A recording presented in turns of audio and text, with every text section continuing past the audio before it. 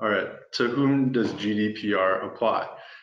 There's two broad categories of entities or individuals to which GDPR's regulations apply. Those categories are controllers and processors.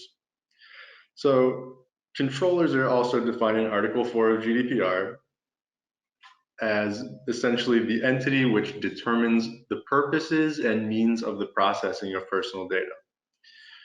What that means is what the entity that holds and controls personal data. So if an entity has collected personal data from a number of individuals, and they're going to be using that data for whatever specific purpose, they will be the controller under GDPR.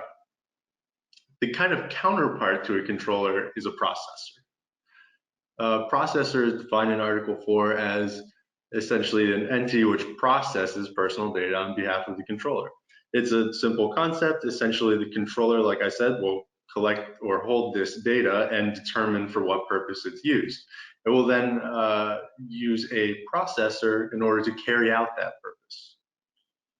So a related concept to controllers and processors is the concept of a sub-processor, and this is a concept you may be familiar with if you've had to deal extensively with GDPR in the past.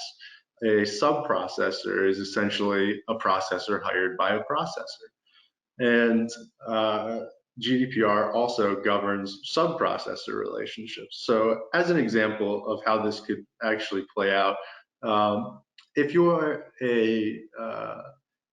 a software as a service company and another company provides you with data so that you can input it into your app in order to provide some service, the entity which gives you that data will be acting as the controller.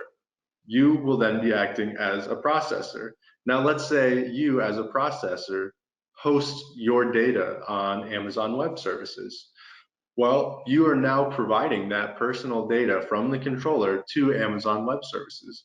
And in that case, AWS would be a sub-processor. So GDPR would govern each of those relationships between the controller and processor and sub-processor. For more information, click on the link below or visit databrackets.com.